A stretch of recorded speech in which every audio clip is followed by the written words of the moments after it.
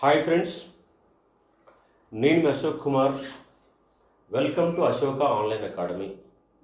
Ashoka online academy group 1 classes, group 2 classes, SI constable, Panchayat secretary లాంటి coaching ఇస్తూనే ఇటీవల వెలువడినటువంటి notification, JL notification, దాదాపుగా 13 సంవత్సరాలుగా మనకు నోటిఫికేషన్ అనేది రాలేదు. 2008 డిసెంబర్ 6వ తారీఖున నోటిఫికేషన్ వస్తే 2012లో ఆ రిక్రూట్మెంట్ పూర్తయింది. అంటే 2009 నుంచి 2022 వరకు ఒక్క నోటిఫికేషన్ కూడా జేఎల్ రాలేదు, డిఎల్ రాలేదు. యూనివర్సిటీలలో పీజీలు పూర్తి చేసుకొని నెట్ క్వాలిఫై, సెట్ క్వాలిఫై, పిహెచ్డీలు చేసుకొని ఎన్నో రకాల చదువులు చదివితే ఎదురు చూడగా 13 ఏళ్ల తర్వాత ఒక నోటిఫికేషన్ వచ్చింది. ఆ నోటిఫికేషన్లో భాగంగా అశోక ఆన్లైన్ అకాడమీ ఈ యొక్క జేఎల్ కోచింగ్ కూడా అందజేస్తూ ఉంది. జనరల్ స్టడీస్ అనేది ఆల్రెడీ మనకు యాప్లో ఉన్నది, చాలామంది పర్చేజ్ చేసి కూడా ప్రిపరేషన్ కొనసాగిస్తున్నారు. అలాగే సబ్జెక్టులకు వచ్చేసరికి కొన్ని సబ్జెక్టులని అశోక ఆన్లైన్ అకాడమీ అందజేస్తుంది. దాంట్లో ముఖ్యంగా నా సబ్జెక్ట్ అయిన హిస్టరీ సబ్జెక్ట్ ఇస్తూ ఉన్నాం, తెలుగు స్టార్ట్ చేశాం, జువాలజీ స్టార్ట్ చేశాం, బాటనీ స్టార్ట్ చేశాం, అలాగే సివిక్స్ కూడా స్టార్ట్ చేస్తాం. ఈరోజు మనం ఇవాళ ఇంగ్లీష్ అనేటటువంటి సబ్జెక్టుని ఇంట్రడ్యూస్ చేస్తున్నాం. ఒక సీనియర్ ప్రొఫెసర్ 16 సంవత్సరాలుగా మహాత్మా గాంధీ యూనివర్సిటీలో అసిస్టెంట్ ప్రొఫెసర్గా పనిచేస్తూ ఉన్నాడు. 20 సంవత్సరాలకు పైగా టీచింగ్ ఎక్స్పీరియన్స్ ఉన్నటువంటి సార్ మన చింతా syamsundar సార్. నాకు ఉస్మానియా యూనివర్సిటీలో నేను చదివినప్పుడే నాకు ఒక సీనియర్ బ్రదర్గా నాకు చాలా పరిచయం ఉంది. మోస్ట్ సీనియర్ ఫ్యాకల్టీ, అంతేకాకుండా మహాత్మా గాంధీ యూనివర్సిటీలో అకాడమిక్ కోఆర్డినేటర్గా పనిచేస్తూ ఉన్నారు. అలాగే సోషల్ సైన్సెస్ డిపార్ట్మెంట్కి వైస్ ప్రిన్సిపల్గా కూడా పనిచేస్తూ ఉన్నారు. కాబట్టి అద్భుతమైన టీచింగ్ ఎక్స్పీరియన్స్ ఉంది. పైగా స్వయంగా రైటర్, కవితలు కూడా రాయగలిగి అద్భుతమైనటువంటి సింగర్గా ఉన్నటువంటి చింతా syamsundar సార్ మనకు దొరకడం అనేది ఒక అదృష్టం. కాబట్టి ఇన్డెప్త్ నాలెడ్జ్, ఎందుకంటే మనకు ఇక్కడ జనరల్ స్టడీస్ అనేది 150 మార్కుల పేపర్ ఉంటే సబ్జెక్ట్ అనేది 300 మార్కులు ఉంది. ఇక్కడ ఈచ్ వన్ క్వశ్చన్ 2 మార్కులు ఉంటుంది. 150 క్వశ్చన్లు ఉంటే దీనికి 300 మార్కులు ఉన్నాయి. పైగా ఇంగ్లీష్లో కూడా చాలా పోస్టులు ఉన్నాయి, 153 పోస్టులు ఉన్నాయి. దాంట్లో మల్టీ జోన్ 1లో 84, మల్టీ జోన్ 2లో 69 పోస్టులు ఉన్నాయి. ఇంకో అద్భుతమైన అవకాశం ఏంటంటే మీకు చాలామంది, కొంతమంది గ్రూప్ 1 షిఫ్ట్ అయ్యారు, కొంతమంది గ్రూప్ 2 షిఫ్ట్ అయ్యారు. అంటే వివిధ రకాల నోటిఫికేషన్లు ఒకేసారి వచ్చిన కారణంగా అది ఎక్కడికక్కడ విభిన్నంగా వేరు దారులు చూసుకున్న కారణంగా ఇవాళ జేఎల్ అనే దానికి ఈసారి కొంత కాంపిటీషన్ తక్కువగా ఉండే అవకాశం ఉంది. కాబట్టి మీరు కనుక కాంటెంట్ పైన మీరు గ్రిప్ కనుక సంపాదించగలిగితే కంపల్సరీగా ఒక గెస్టెడ్ ఆఫీసర్గా వితిన్ ఒక 7-8 నెలల్లో. ఇంకో అదృష్టం ఏంటంటే ఈసారి మనకి ఇంటర్వ్యూ లేవు. జనరల్ స్టడీస్లో 150 మార్కులు, సబ్జెక్టులో 300 మార్కులు, 450 మార్కులలో మీరు ఒక 400 మార్కుల పైన స్కోర్ చేయగలిగితే కంపల్సరీ గెస్టెడ్ ఆఫీసర్గా వితిన్ 7-8 మంత్స్లో మన ఒక ఆఫీసర్, ఒక జేఎల్ గెస్టెడ్ ఆఫీసర్ ఉండడానికి అవకాశం ఉంది. కాబట్టి టీచింగ్ని ప్రేమించే వాళ్ళు, ఉపాధ్యాయ వృత్తిలో ఉండాలనుకున్న వాళ్ళు, వృత్తిని ప్రేమించే వాళ్ళు, ప్రైవేటు స్కూళ్ళల్లో పనిచేసే వాళ్ళు, కాంట్రాక్ట్ లెక్చరర్గా పనిచేసే వాళ్ళు అద్భుతమైన అవకాశం. నెట్లు క్వాలిఫై, సెట్లు క్వాలిఫై, పిహెచ్డీలు పూర్తి చేసుకొని ఎదురు చూస్తున్నటువంటి మనకు ఆసన్నమైనట్టుగా అంశం మనకు జేఎల్ వచ్చింది. కాబట్టి ప్రిపరేషన్ కొనసాగించండి. ఇప్పుడు మన ప్రొఫెసర్ syamsundar సార్ మీకు అసలు సిలబస్ ఏమున్నది, ఎలా ప్రిపేర్ కావాలా, ఉన్నటువంటి 3 కాన్సెప్ట్లలో ఎక్కడికి వెళ్ళి ఎలా మార్క్స్ వస్తాయనే వివరాలన్నీ కూడా సార్ ద్వారా తెలుసుకునే ఒక ప్రయత్నం చేద్దాం. Good morning sir. Very good morning sir. ఇక్కడ మనకి వాళ్ళ పిల్లలు జేఎల్ కోచింగ్ కోసం మన అశోక్ ఆన్లైన్ అకాడమీ చాలామంది ఫోన్ కాల్ చేస్తూ ఉన్నారు. ఆ నేపథ్యంలో మీరు దొరకడం మా అదృష్టం. కాబట్టి వాళ్ళకి ఎంత మేరకు సబ్జెక్ట్ అవసరం ఉందో అంత మేరకు ఇస్తారని భావిస్తూ ఉన్నాను. Thank you sir. మీరు కొనసాగించండి sir. Thank you very much sir.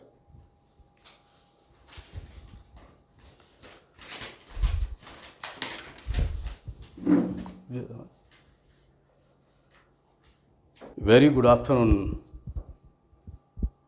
friends.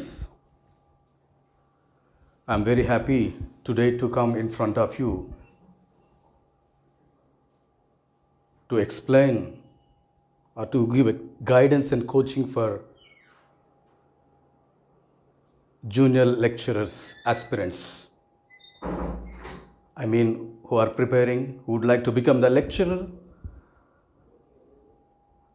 I am here with you to give a coaching, or I would like to render my services to uplift, to get success in achieving junior lecturer's position. Myself, I am Dr. Chintha Syamsundar. I have 20 years of teaching experience, especially for MA English students.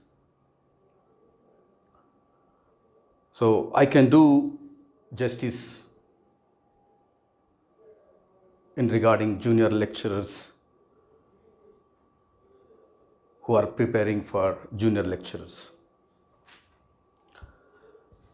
So here is Telangana State Public Service Commission has given a notification on 2022, that is 9/12/2022, junior lecturer under the control of Commissioner of Intermediate Education. As a general recruitment. Here I am very crystal clear to come with you the syllabus. This junior lecturers syllabus is designed with 3 units. I think you are all aware of regarding the syllabus. Now, here, paper 1, scheme and syllabus for the post of junior lecturers under the control of Commissioner Intermediate Education. Scheme of examination. You know how the pattern of the examination, how this junior lecturers syllabus is based on. So now there are 2 papers. Paper 1, General Studies, number of questions 150 and 150 minutes, marks 150. Now paper 2 is my area. Paper 2 concern subject PG level MA English course. MA English syllabus is going to be prescribed, covered in this. So number of questions in that, 150 questions. Each question carries 2 marks. Now the duration period for this 150 time, duration minutes is 150 minutes, and 150 plus 2, 300 marks. Total 450 marks for junior lecturers examination pattern.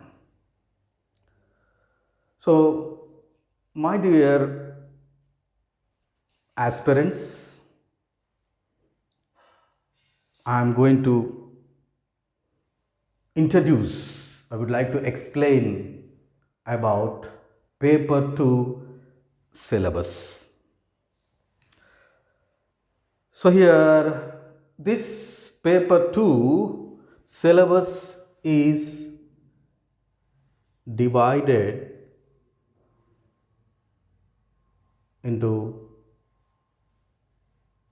this paper 2 syllabus is divided. First unit, genres, movements, schools and concepts. The first unit, in this all backgrounds are introduced in this.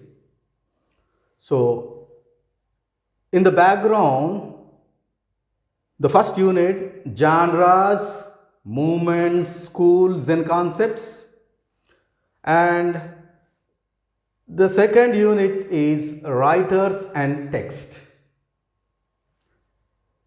So all novels, poetry, prose, fiction, and all areas have been covered in this. So, second unit is about the text. Exactly, writers and text is totally meant for second unit. And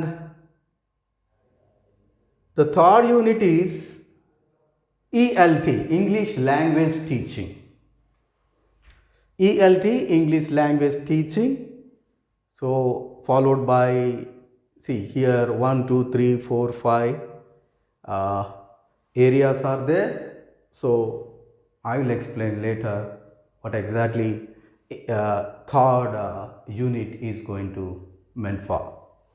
So, here in the fourth, literary comprehensions, excerpts from poetry and prose for comprehension. So, you are going to get passages in the fourth unit from poetry or prose related to this syllabus. So, from the literature background, they are going to give a passage so that you have to answer for that. So, this is what the second unit, the second, concerned subject PG level, second part, paper 2 is divided into 4 units. So, now I would like to come with the first unit, that is what?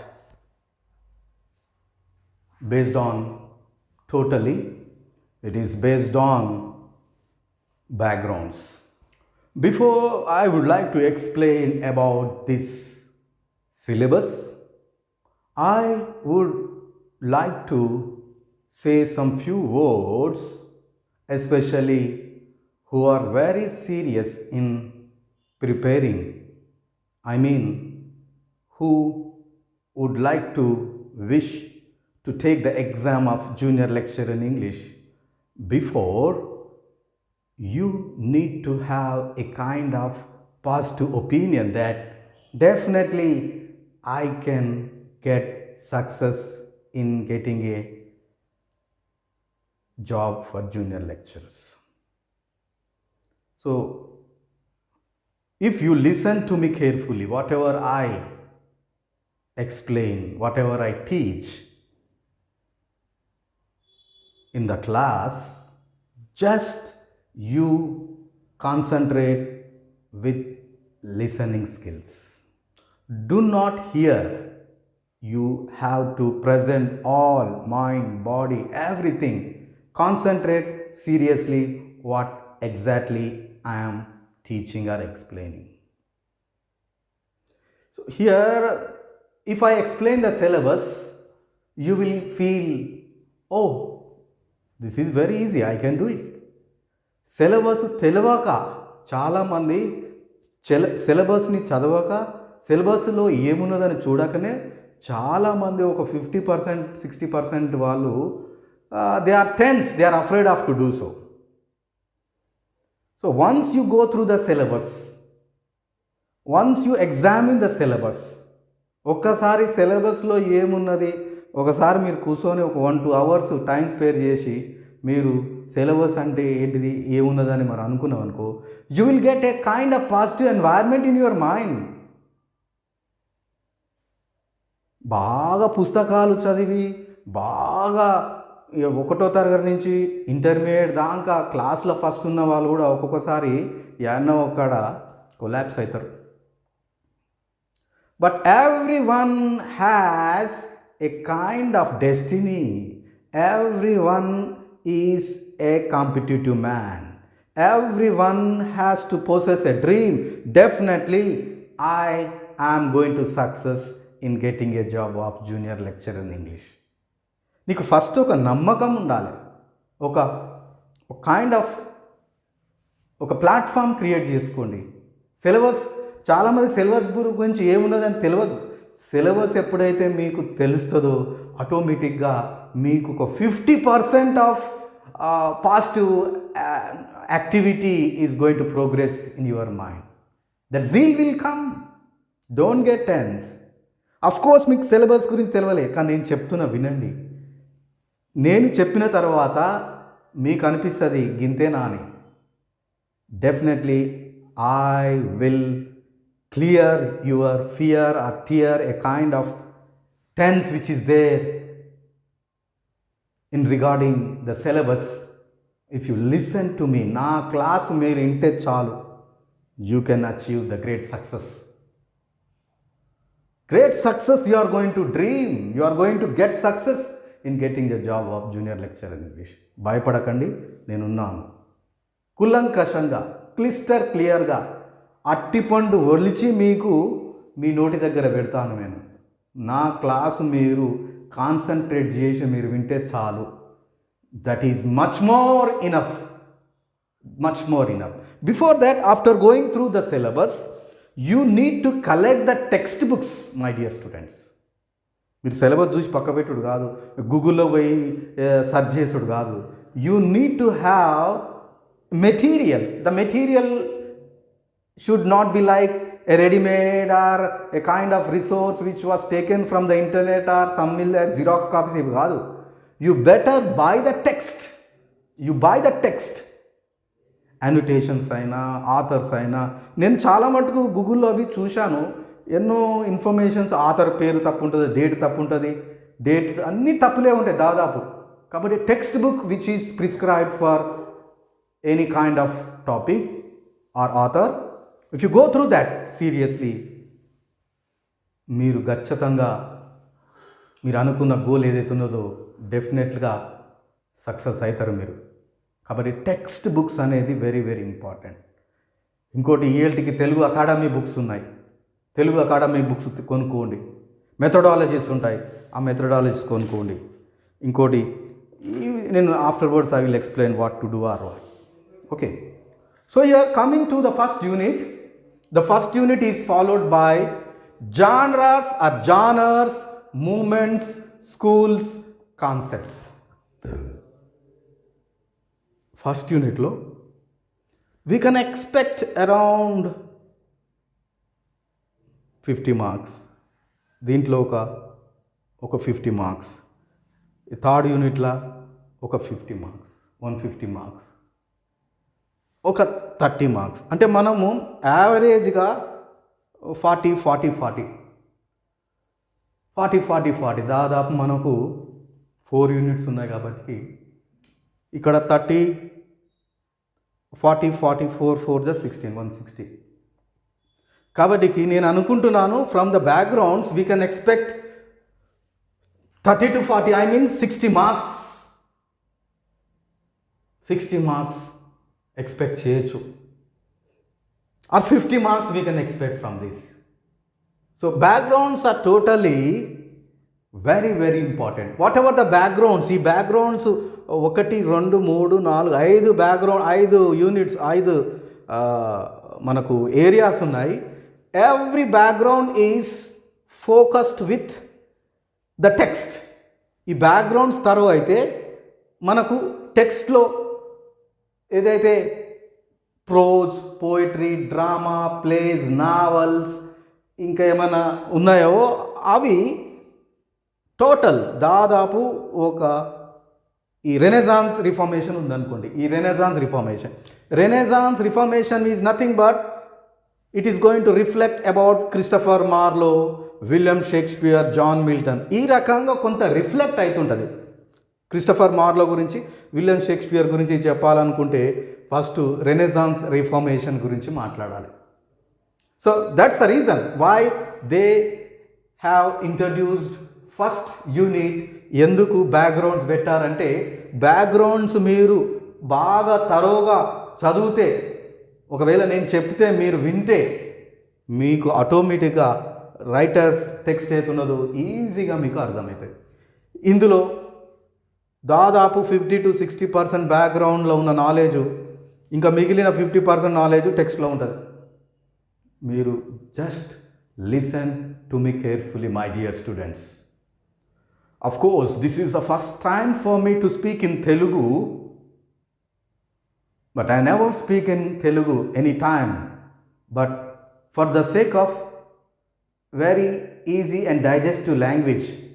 అర్థం కావటానికి నేను తెలుగులో మధ్యలో use చేస్తాను మిత్రులారా, గమనించండి. So here coming to the renaissance is a background.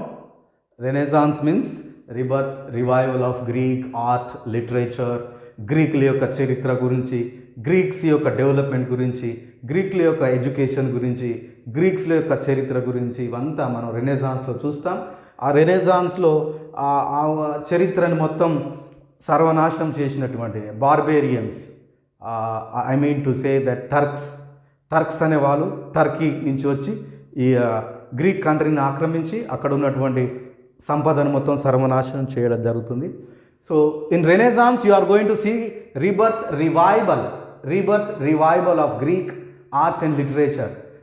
Greek art and literature, culture, education ఏదైతే ముందుగా గ్రీక్ కంట్రీలో ఉండెనో అది అంతా ఈ టర్కీస్ అనే బార్బేరియన్స్ వచ్చి వాళ్ళు ఆ యొక్క beauty of Greek country was totally diminish. ఆ చరిత్రని సర్వనాశనం చేయడమే కాకుండా వాళ్ళని అక్కడి నుంచి తరిమివేయడం జరిగింది. తరిమివేసినప్పుడు they would like to leave this place Greek and they would like to go for another platform. They went to another country, that is Italy. Italy was a favorable place so that they can rebirth of same Greek art, culture, architecture, education by great thinkers, ancestors, philosophers, manuscripts.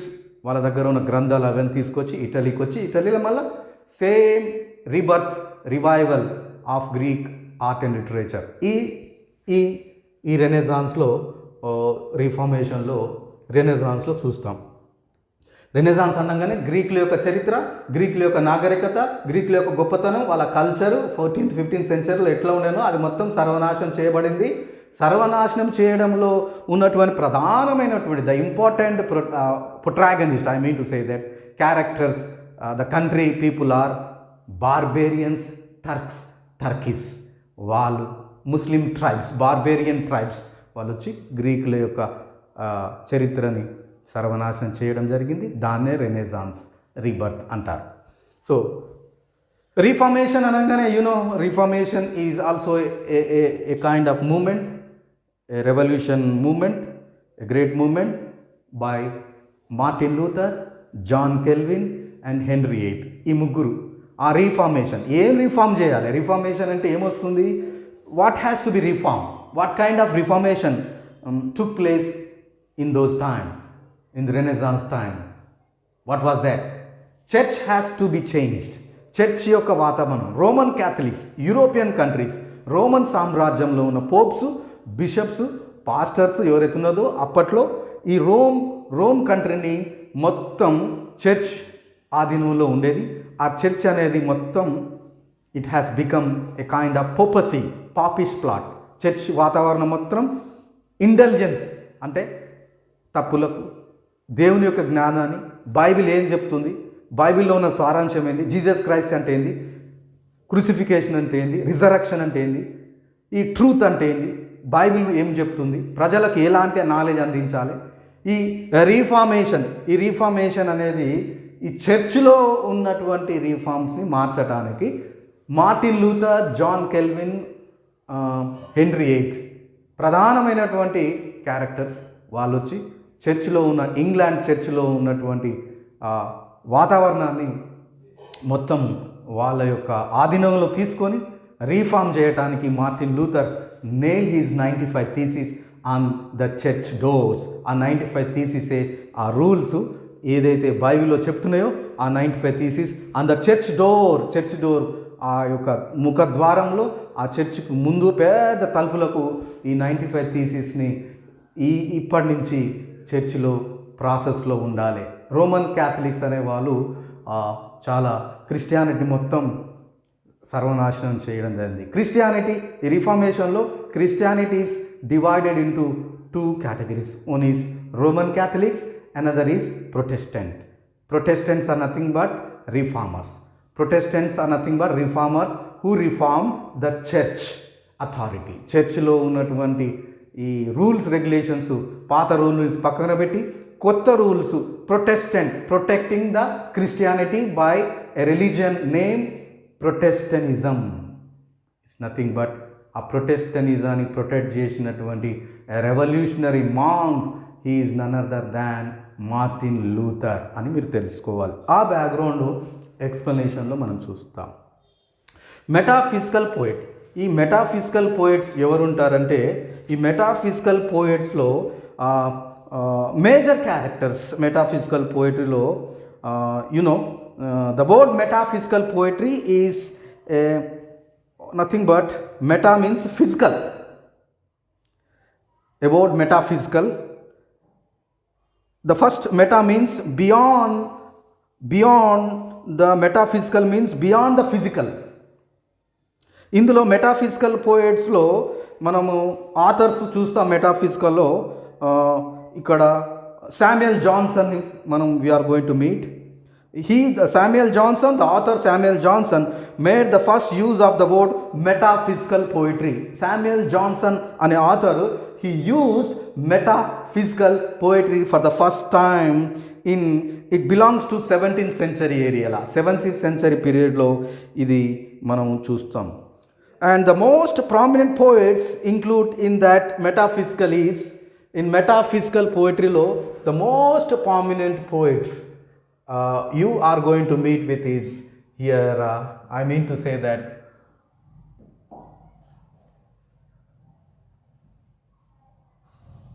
metaphysical poetry lo you are going to meet beyond the physical activity. Beyond that, the word meta is, it contains two words, meta and physical is a word of metaphysical. So it is nothing but the author who first introduced the word metaphysical poet is Samuel Johnson. The most prominent poet you are going to come in this metaphysical area. The most prominent poet, not only Samuel Johnson, another metaphysical poet you are going to meet, he is none other than John Donne and Andrew Marlowe. So here metaphysical poet is a genre of poetry deals with deep and profound subject like spirituality, religion, etc. It is going to metaphysical poet, it is going to speak about spirituality, religion, etc. ఈ రకమైనటువంటి మనం విషయాలను ఈ metaphysical పోయిటరీలో John Donne and Samuel Johnson వీళ్ళని మనం 17th centuryలో వాళ్ళని చూస్తుంటాం. మిత్రులారా గమనించండి. Another person, another background you are going to meet in this is neoclassicism. Neoclassicism is nothing but, this was started in 17th century around 1750. Major theme in this is, it is going to followed by unity of time, unity of place and unity of action. And a return to the classical models, you are going to see in this about ancient Greek and Roman authors are going to focus in this. Ancient Greek Roman authors you are going to see in neoclassicism, and followed by all neoclassicism follows unity of time, unity of place, unity of action. And the main figure in that neoclassicism is John Dryden. In this neoclassicism, John Dryden, who was born in around 1631 to 1720s, and also Alexander Pope. Main figures in this neoclassicism, one is John Donne, another is Alexander Pope, and Samuel Johnson, an essay of dramatic poesy. And Alexander Pope, like you know, Alexander Pope is very rape of the lock. Alexander Pope, very familiar. And so like this, Roman Catholics in those time in neoclassicism, new change has to come in the churches. England pradhananga ప్రతి దాంట్లో మనం England churches, religious rights, rituals, Bible, faith, ఇవన్నీ ఒక చర్చ్లో ఎక్కువగా everything was accessible, everything was generated from the church.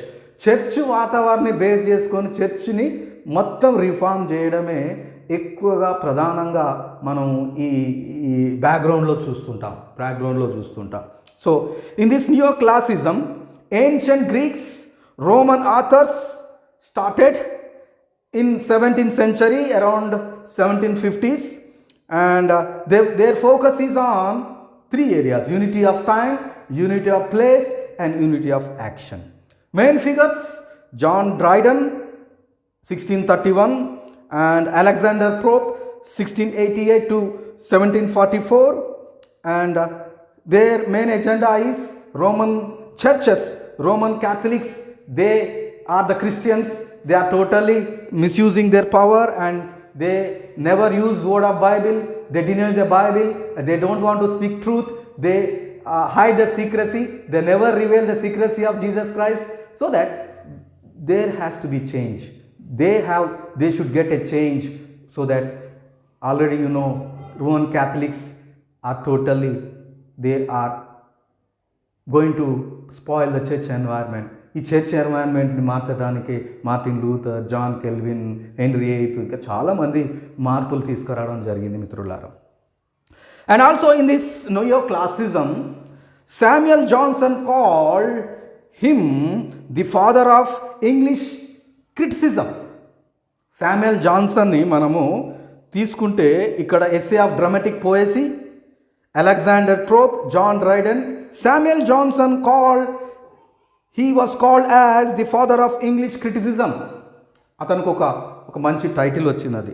And John Dryden various genres, he style is, ఇందులో నియోక్లాసిజంలో John Dryden చూస్తాము, such as epic, tragedy, comedy and dramatic theories and satires.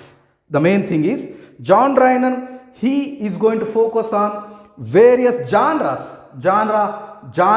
style. It is a style where such as epics, tragedies, comedies, dramatic theories and satires you are going to see in this particular background. The background is neoclassicism. Now another background you are going to come with is Puritanism. Puritanism is also a very, very important background. Puritan itself, purifying. ఇది కూడా చర్చ్లో ఉన్న వాళ్ళు, Christians who believes the Christianity, who have a faith on Jesus Christ, వాళ్ళ యొక్క life స్టైల్ని, చర్చ్లో ఉన్న వాతావరణాన్ని వాళ్ళు ప్యూరిఫై కావాలి. They have to baptise in to pure Christianity. They have to baptize by themselves. They have to feel that God is everywhere. God is with me. God is everywhere. God is only one. Every individual can talk to God easily. Purifying. They have to purify themselves. In Puritanism is a background. The Puritans wanted to purify the Church of England. Indulo main theme is Puritanism lo you are going to see that the Puritans aim is to purify the Church of England to make further changes until church was perfect. ఎప్పుడైతే church పర్ఫెక్ట్గా మారుతుందో అప్పుడే మీరంతా ప్రజలంతా purify అయినట్టు. Purification, మనం మారాలి, purify కావాలి, బ్యాప్టైజ్ కావాలి, క్రిస్టియానిటీ నమ్మాలి. Jesus Christ is one. Jesus Christ is meant for every one. Jesus, if you want to talk to God, you can talk easily to God. So this is all the things. Living in complete agreement with Bible. This purification. Puritanism is going to speak about Bible. Bible ఏం చెప్తుంది, బైబిల్లో ఉన్న వాక్యం ఏంటిది, బైబిల్లో ఉన్న theme ఏంటిది. Purification అనేది nothing but when you read the Bible, if you understand what exactly Bible is, so బైబిల్ని బాగా చదివితే నీవుగా ఒక మంచి మార్పు వస్తుంది. Fear of lord is the beginning of the knowledge. దేవుడు అంటే ఎవరు, జీసస్ క్రైస్ట్ అంటే ఏంటిది, దేవునిలో వాక్యం ఏముంది, నువ్వు ఖచ్చితంగా one kind of change you will get. Not only individually, church is also going to purify. Puritanism. So here education was very important because everyone in this టైంలో, ప్యూరిటన్ టైంలో education, their main agenda is who are the reformers who are going to change the church environment. Their main agenda is everyone has to read and write. అందరికీ చదవడం రావాలి. ఏమి చదవడం రావాలంటే అక్కడ బైబిల్లో ఉన్న వాక్యం, చదువు అనేది చాలా. Education was important because everyone needs to be able to read the Bible. ప్రతి ఒక్కరూ బైబిల్ చదవడం నేర్చుకోవాలి అనేది ప్రధానంగా ప్యూరిటనిజంలో చూస్తాం. And in this justification, the gift of God grace, ఇందులో ప్యూరిఫికేషన్లో if you believe the God you will get the justification. The justification is gift of God as a grace. And salvation, నీవు ఏదైతే అనుకుంటావో, నువ్వు ఏదైతే తప్పు చేసినావు అనుకో, దేవుని బతిమాడితే, if you ask the God you will get the salvation. You need not to buy like in Roman Catholic church earlier, before reformers రానప్పుడు చర్చిలో ఎట్లా ఉందంటే, ఎన్ని పాపాలు ఏం చేయొచ్చు, ఆ పాపాలకు నీకు ప్రాయశ్చితంగా మా దగ్గర ఉన్న pardons, you can indulge, you can do as many as sins. But ఆ తప్పులు చేసిన, ఆ పాపాలు చేసినందుకు ప్రాయశ్చితంగా మీరు మా దగ్గర ఉన్నటువంటి పాప పరిహార పత్రాలు, ఇంటెలిజెన్స్ పత్రాలు ఏవైతున్నాయో, ఫ్యాంప్లెట్స్ ఏవైతున్నాయో అవి కొంటే మీ పాపాలన్నీ క్షమించబడతాయి, సాల్వేషన్ జరుగుతుంది. ఇవన్నీ తప్పుడు ఇన్ఫర్మేషను ఈ చర్చిలో రోమన్ క్యాథలిక్స్ పోపిష్ ప్లాట్ అంటారు. పోపసీ అంటే పోపుల యొక్క వాళ్ళ యొక్క క్యారెక్టర్, వాళ్ళు చేస్తున్నటువంటి లైఫ్ స్టైల్ ఎట్లా ఉందన్నది. So and primary puritan influences here. Puritan అనగానే one word you are going to get. ఎవరు who purified the church environment, who purified entire the church system. The three names you are going to get. The only one, the protagonist for the purification, reformation of the church is, that is nothing but the primary purification influences. ఎవరి influences బాగా చర్చిలో వాతావరణం మార్చడం జరిగింది, purify చేయడం జరిగిందంటే ఇక్కడ Martin Luther, John Calvin and Henry eighth అనేది మీరు తెలుసుకోవాలి మిత్రులారా. And another one you are going to meet with the restoration period. Restoration. What is restoration? 1600 to 1700. Restoration period ఎప్పుడు అంటే 1600 to 1700. 1600 to 1700ని ఈ రెస్టోరేషన్ పీరియడ్ అని అంటారు మిత్రులారా. 1600 to 1700ని restoration period. In this Charles II came to the throne. ఆ రాజ్యానికి అధిపతిగా, రాజుగా Charles II was in throne. And at the time, any kind of information, అప్పట్లో ఏదైనా ఒక సందేశాన్ని అందాలంటే పుస్తకాల ద్వారా, ఇంకేదో మీడియాల ద్వారా ఇట్లా ఉండేది కాదు, డ్రామాల ద్వారా. Dramas are going to play vital role to convey the message. How the dramas are? They are going to act on the dais. Dramas here, the artists, the characters who are going to perform their dramas, they used to perform their dramas on the dais. ఆ డయాస్లో ఏమిటి ప్రధానమైన information అంటే దేవుని గురించి, Bible గురించి, spirituality గురించి, Jesus Christ గురించి, resurrection గురించి, అండ్ ఇవన్నీ ఒక మెసేజ్ అందించేవారు అప్పట్లో, ఆ టైంలో. So the drama in England after 1660 called the restoration drama. దాన్నే రెస్టోరేషన్ డ్రామాగా అంటారు. దీన్ని 1600 to 1700 రెస్టోరేషన్ టైంని restoration drama, it is called a restoration drama అంటారు. So this is what another one. Now restoration తర్వాత romanticism. What is romanticism? Romanticism is also a kind of movement in England. Refers to a movement in art, literature, music during 19th century. 19th centuryలో romanticism అనేది ఒక moment start అయింది మిత్రులారా. ఈ romantic మూమెంట్లో what are the characteristics? ఈ romantic moment, రొమాంటిసిజంలో మనం ఏం ఫీచర్స్, క్యారెక్టరిస్టిక్స్ చూస్తాం ప్రిన్సిపల్గా, మెయిన్గా? ఇందులో ఇమాజినేషన్ చూస్తాము, institution, idealisms and inspirations and individuality. In this particularly రొమాంటిసిజంలో మనం చూస్తాం మిత్రులారా. Romanticism is nothing but a kind of new change era after mar. A green new grass is going to grow, a kind of new development, romantic love, beauty, aesthetics, everything, a kind of literature with glorious colors, beautiful colors. Entire the nature is going to change, entire the human pattern is going to change. ఒక మంచి ఎరా, ఒక moment అన్న. Romantic అనేది refers to a movement in art, literature and music during 17th century. Okay, then afterwards Victorian age. Victorian age ఏం చెప్తుంది మిత్రులారా? Victorian age was started in 1830 to 1901. Victorian age ఎప్పుడు స్టార్ట్ అయిందంటే 1830 నుంచి 1901 వరకు, అప్పటి వరకు ఉన్నది మిత్రులారా. So this is what a Victorian age development of British society. ఇంగ్లాండ్లో ఈ విక్టోరియన్ ఏజ్లో there was a drastic change. చాలా మార్పులు, మంచి డెవలప్మెంట్స్, కొత్త మార్పు, కొత్త చేంజ్, ఒక colourful everything is going to change. Education, industry, life style, food habits, everything, socially, politically, economically, religiously అన్ని రకాల మార్పులు చేర్పులు విక్టోరియన్ ఏజ్లో జరిగాయి. ఈ విక్టోరియన్ ఏజ్ అనేది డెవలప్మెంట్ ఆఫ్ బ్రిటిష్ సొసైటీకి సంబంధించింది. ఇది 1830 నుంచి 1901 వరకు జరిగింది. సో క్వీన్ విక్టోరియా, ఈ Victorian age in England, a great scientific discourse was changed. Queen Victoria was on the throne. She was in the rule in that time.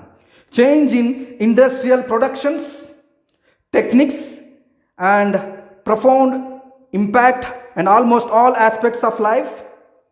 And Victorian era, Victorian period, Victorian age 1830 to 1901, the Victorian era placed high value of honor, duty, moral and seriousness and sexual preparatory.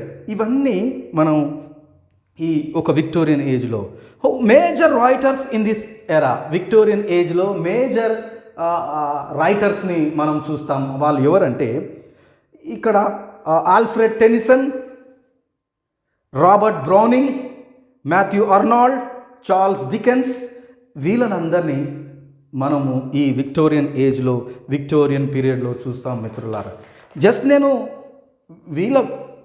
Just ఒక hint ఇస్తున్నా, తర్వాత I will come with detail explanation.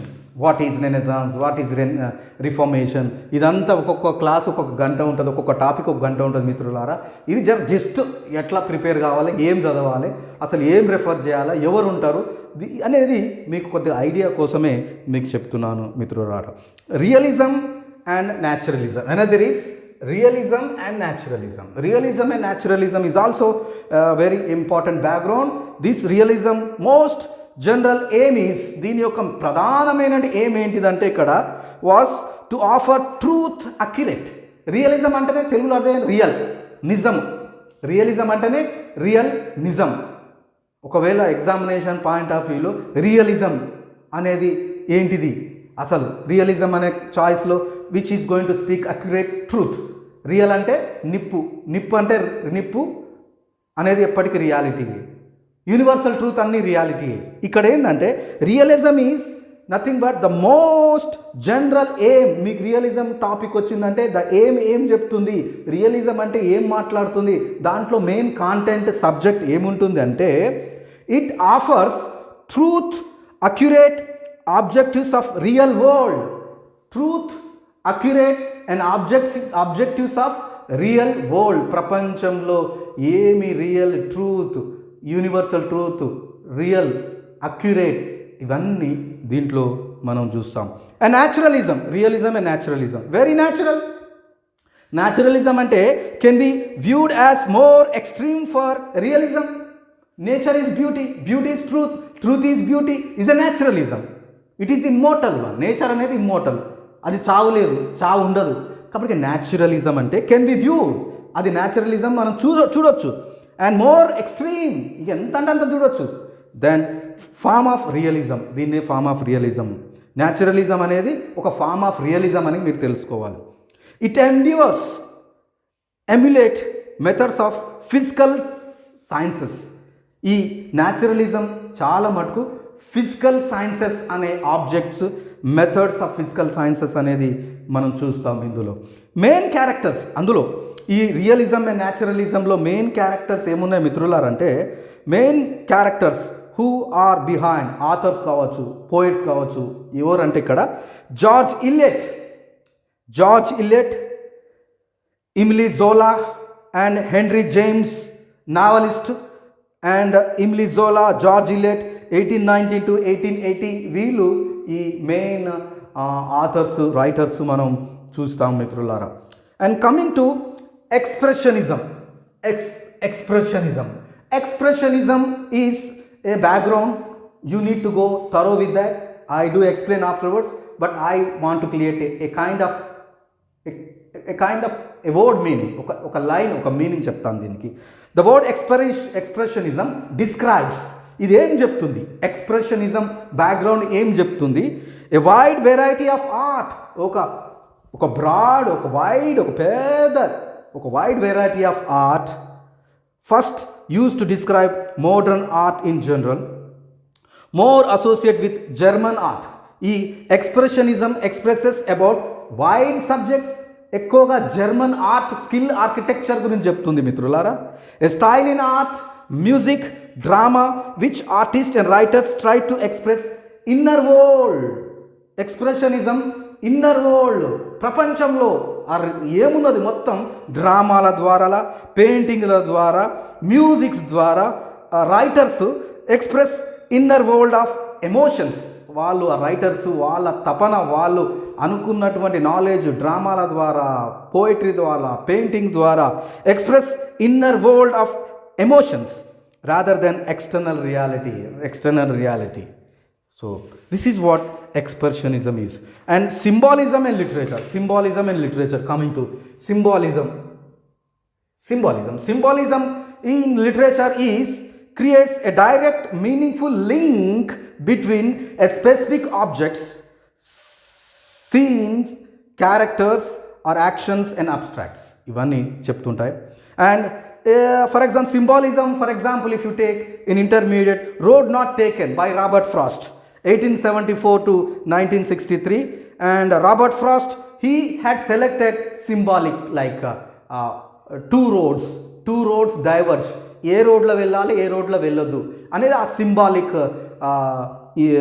Symbolic meaningful links between objects, symbolic objects select చేసుకోవడం జరుగుతుంది.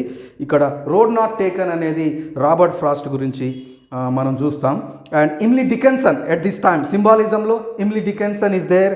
And mother to son by Langston Hughes, ఇతను కూడా ఉంటాడు. So then afterwards come to modernism. Symbolism is our modernism. Modernism is 20th century. It is going to speak about fine arts and search for new forms of expressions, particularly in World War I. World War Iలో జరిగినటువంటి మార్పులు. Modernism is going to see a kind of development in industrially, social changes, science, modernity, philosophy, economical, political, religious, everywhere. ఇండస్ట్రియల్గా, ఎకనామికల్గా, పొలిటికల్గా, రిలీజియస్గా అన్ని రకాల modern technology, science technology, art, literature. Modernist poets came. Robert Frost కూడా modernist పోయిటరే. Langston Hughes కూడా ఈ మోడర్నిజం సంబంధించిననే. Irish writers James Joyce, Ulysses, ఈ ఐరిష్ రైటర్స్ 1922లో సంబంధించిన ఐరిష్ రైటర్స్ ఈ మోడర్నిజంలో who had given up to the mark to uplift, means to introduce update technology, modern technology, writing like plays, dramas, poetries, novels, ఇవన్నీ వాళ్ళు elevate చేయడం జరిగింది. So here the Irish writer James Joyce, Ulysses, and modernist poet like Robert Frost, and these are all the things you are going to know it. And Albert Einstein, force of gravity. ఈ Albert Einstein force of gravity, gravitational force. And Sigmund Freud కూడా ఈ యొక్క మోడర్నిజంలో Sigmund Freud known for his theories of unconscious mind of defence mechanism. Sigmund Freud like 1856 and 1937, known for his theory of unconscious mind and defense mechanism. ఈ యొక్క ఏరియాస్ను important personalities we are going to meet with in this. And another one post modernism. Post modernism ఏం చెప్తుంది మిత్రులారా? Here the listeners just you listen carefully, don't hear. It often associated with revolt against authority of significant tendency. Postmodernism means a number of trends, movements in art and literature developing in 1970. 1970లో postmodernism ఏం చెప్తుందంటే, it is a movement which is going to bring a big change in art, literature developing 19th century. So here this is what a kind of a postmodernism is. And another one, structuralism. Postmodernism అయిపోయింది. And feminism. And here feminism is also very, very important. Feminism defies. Yeah. Now in next class I would like to come with much more information regarding backgrounds. Much more information regarding backgrounds in first unit. In next class lo manam chusam mitrula. Thank you one and all.